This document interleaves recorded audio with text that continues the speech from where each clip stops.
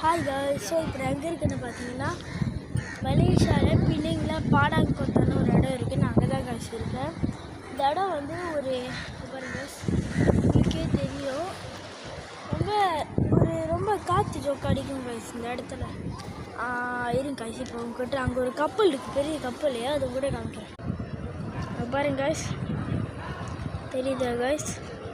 அது இன்னும் நவரில், அது நவரு போதே நினைக்கிறேங்க.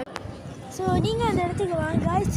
இங்கே சாப்பாடு இடம்லாம் இருக்குது, நீங்கள் சாப்பிட்லாம். இங்கே சாப்பிட்டு அப்புறம் இந்த சைட்டை கொஞ்சம் காற்று வாங்கிட்டு நீங்கள் வீட்டுக்கு போகலாம். ஒரு மைண்ட் ரிலாக்ஸிங்காக, உங்களுக்கு மைண்ட் ரொம்ப ஸ்ட்ரெஸ்ஸாக இருந்துச்சுன்னா இந்த இடத்துக்கு வரலாம் காய்ஸ்.